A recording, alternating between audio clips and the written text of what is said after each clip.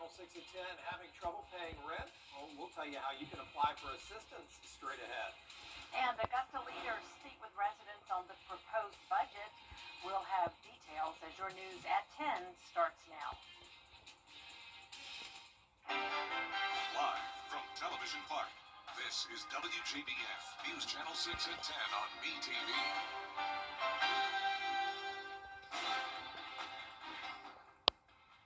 I'm Jenny Montgomery. Thank you so much for joining us tonight. We do appreciate it. Coverage you can count on begins with the City of Augusta trying to help people pay some bills. It's part of the Emergency Rental Assistance Program. Hannah McDonald has the story. This program helps people who live in Richmond County with their rent, utility, and housing-related payments. They started this intake at May Park Wednesday afternoon and have seen huge lines. I spoke with District 1 Commissioner Jordan Johnson, who tells me they have seen the need for assistance go up now more than ever. It feels good to know that we're able to help people with their rent because, again, folks have needs, and we can't put ourselves in a position to judge or to act as if that need isn't there. And so this is good because folks need help and we're able to deliver. The Emergency Rental Assistance Program is federally funded for short-term support. The application deadline is September 19th. Johnson says the city wants to make sure the people in its community are getting the help they need. And this is an opportunity for the city to take the resources to the community so that folks can get to a better place in their lives. He says the city is proud to be able to help when they can. The economy is tough, you know. Everything's going up except people's wages, and folks are having issues with that. The need for affordable housing continues to rise in the city of Augusta. The cost for rent is escalating, and so people need help. And I think that if the city has the ability to help, we should. There will be more intake opportunities over the course of this month. You can find a list of those dates at WJBF.com. In Augusta, Hannah McDonald, WJBF News Channel 6. Augusta leaders have put a property tax increase on the table. Commissioners getting the news there's a nearly $11 million hole in the budget due to rising health care costs and the city having to pay back $6 million in misused federal housing grants. This comes as the city is also looking at increasing fees for garbage and streetlights. The timing is so bad for everything. I'll be totally honest. With all of those things that we have lingering out that probably have not been addressed in the previous years, now have all caught up with us. So the governing body is going to have, again, tough decisions to make. Commissioners will meet next week to discuss a plan of action.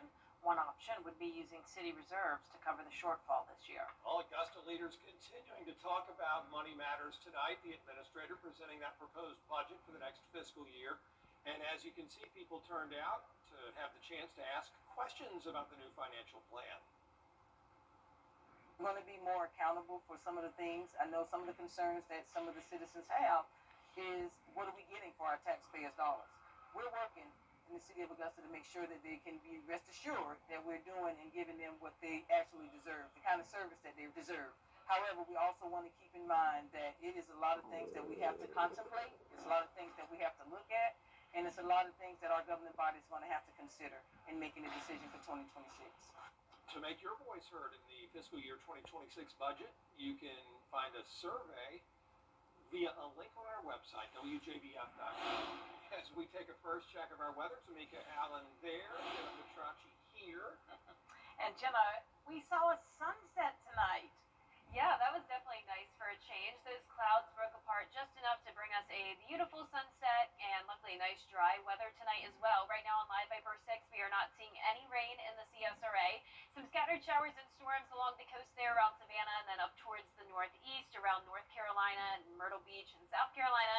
But here's a look at our Terry Lambert Hyundai Skyview cam over SRP Park. The Green Jackets had an awesome win tonight against the Charleston River Dogs.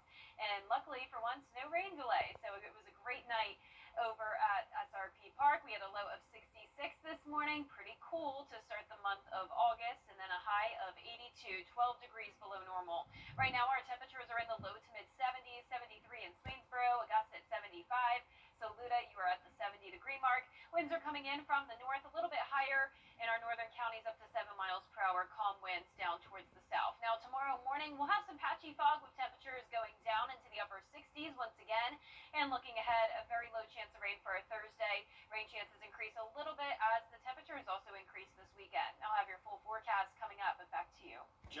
Thanks. The McDuffie County Sheriff's Office tonight looking for an escaped inmate. They posted on the Facebook page for the department saying inmate Roger Hinman just walked off a work detail at the jail. Last seen in a green jumpsuit with a white t-shirt with the word trustee on the back. He was wearing white tennis shoes.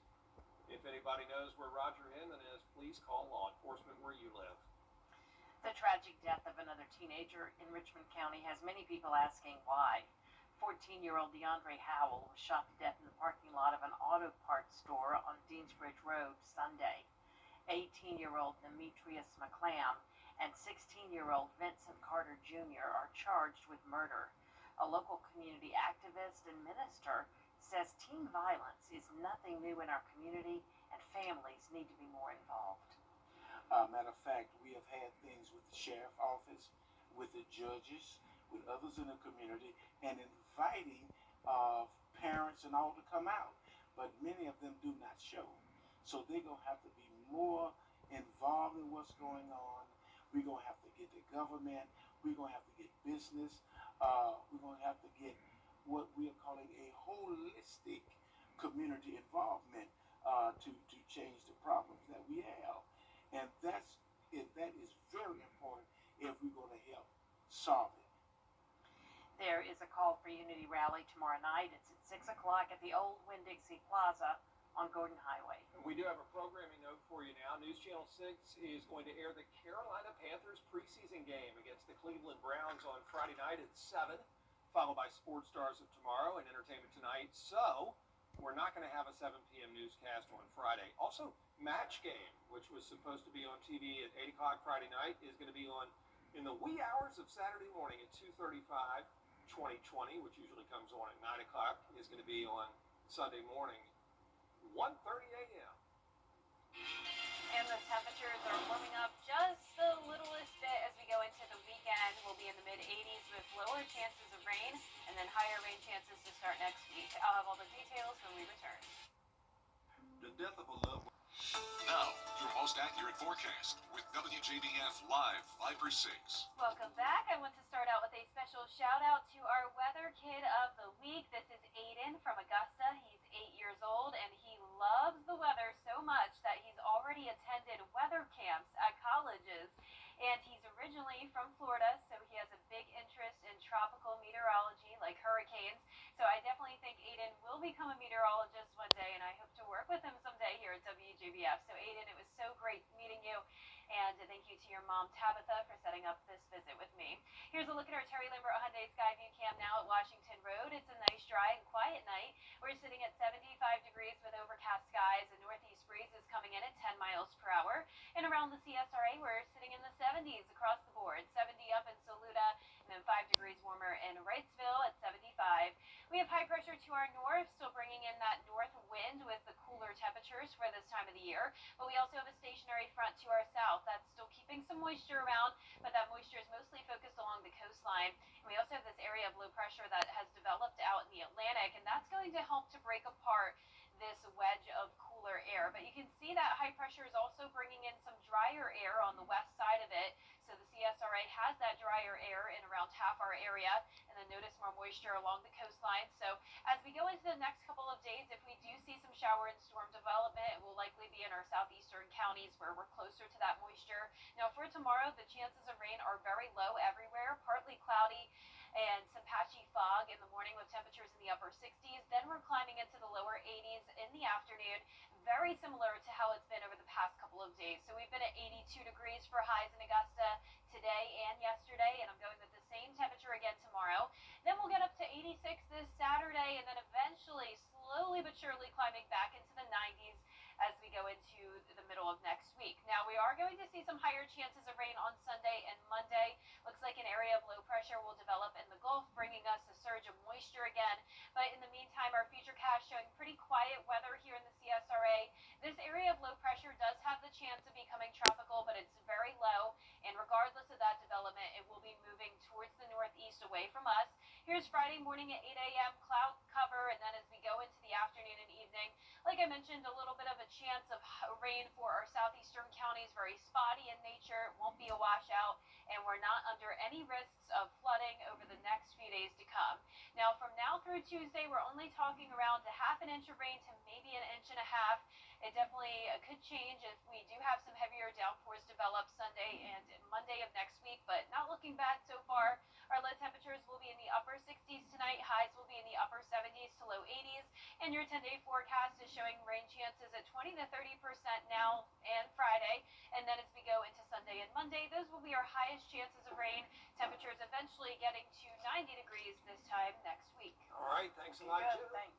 A big day in Thompson as they cut the ribbon for the lift zone at the McDuffie County Boys and Girls Club. The project gives high-speed internet access to anybody in the county who needs it. We're so excited to be here in McDuffie County and to expand our broadband network and our brilliant network to the residents of McDuffie County. We're also excited to open up our lift zone here at the Boys and Girls Club, providing digital literacy and connection to everyone that needs it, the students, the kids, and the family to come in and grow with digital literacy also. That club is located on Pecan Avenue in Thompson. And that LIFT program is just part of the new resources now available to members of the McDuffie County Boys and Girls Club. Thanks to a partnership with Comcast, 80 laptops were donated to the organization today. The gift is part of Comcast's mission to help underserved families connect to the internet. I'm so excited because I was just thinking about needing a new computer to go to college soon and was discussing it with my mom and grandma, and to find out that I now have a new computer, it just takes my worries away for it. For many of our students in our community, the receipt of this laptop today is a changing factor for them for access to educational opportunities. And we are just delighted with our partnership of Comcast and them providing these tools for our students. The internet and services expansion, as we said earlier, provides that free high-speed Wi-Fi for students and their families. Still ahead, the latest on that Fort Stewart shooting that injured several people. We'll have reaction from the White House when we come back. News Nation has not left. I'm Hannah Brand. Coming up, McCormick High School competing in a 7-on-7 with the Sheriff's Office. We'll have the story next. At Breaks for Less, you get more. Now, WJBF sports coverage you can count on. Both McCormick football coach Leroy Collier and McCormick County Sheriff Chad Cox were looking to rally its community around football and a good cause. That's why when McCormick's football team takes the field Thursday in scrimmage action to prepare for the 2025 season, you're going to see both the coach and sheriff, as well as members of their respective staffs, lining up on the football field, running routes and catching passes in a special coaches versus deputies 7-on-7 matchup. The proceeds will go to the Team Tatum movement to support McCormick student Tatum Full in her fight with cancer.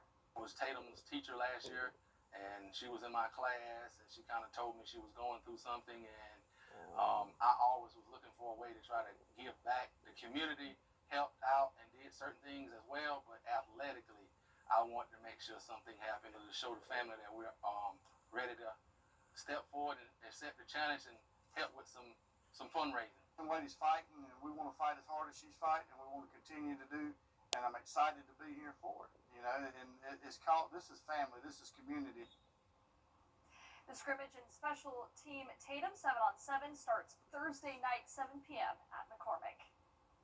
Now, don't forget to tune in to our Football Friday Night preview show. We'll have a comprehensive breakdown of teams on both sides of the river, revealing our game night live schedule as well, plus the Border Bowl 13 coaches, all airing this Friday night at 11:35 p.m.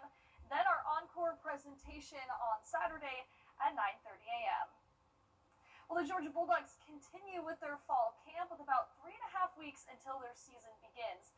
Now, fall camp all about establishing the team's identity on both sides of the ball, plus which players are going to step up this season. Now, Gunnar Stockton will be the new starting quarterback after making an appearance in the SEC championship game due to Carson Beck's injury, but offensive coordinator Mike Bobo, he shed some light on the run game. Thing starts with the run game. At any level, you've got to be able to run the ball and stop the run. And that's been an emphasis of ours since we got back. from the Sugar Bowl, we started meeting as a staff and meeting with our players. How can we improve in that area? And I'm not just talking about numbers. I'm talking about being efficient. And a run game is not going to just help you offensively. It's going to help your quarterback. The Dogs continue fall camp with their season beginning August 30th against Marshall. Well, the Augusta Green Jackets continuing their series with the Charleston River Dogs at SRP Park. It's Cam Caminiti on the mound for the Green Jackets, and he goes straight to work with back-to-back strikeouts in the second inning. Then we go to the bottom of the second. Luis Guanipa, he sends a solo shot into left field to make it a 1-0 Green Jackets lead. Then we go to the fourth inning. The Green Jackets really breaking it open offensively. Nick Montgomery with an RBI single into right field. Juan Mateo, he comes in to score to make it 2-0. Then Joe Olzowski with a ground ball to third base. But he is safe because first baseman cannot scoop it up. Another run that comes in to score. The Jackets bounce back with the 14-2 win. We'll get this in Little League. Team South Carolina down 4-2 in the bottom of the sixth inning with bases loaded. Brady Westbrooks with a bases clearing RBI double into left field. That sends them to Williamsport for the first time, taking down Florida, the defending champions, 5-4. Brad and Jenny. Coming up from hobby to career. We'll have the story of a young woman who created her own business after the break. Thinking about an upgrade? QueenCityOnline.com. Want to get up close and personal with the weather? Request a school visit from the Live 5-6 weather team today. It's a cool and exciting way to bring the fun and fascination of weather to students of all ages. Or take a field trip to our state-of-the-art studios at Television Park in Augusta. It's an interactive experience your class won't forget. Request a Live 5-6 school visit or studio tour by signing up today at WJBF.com/school visit.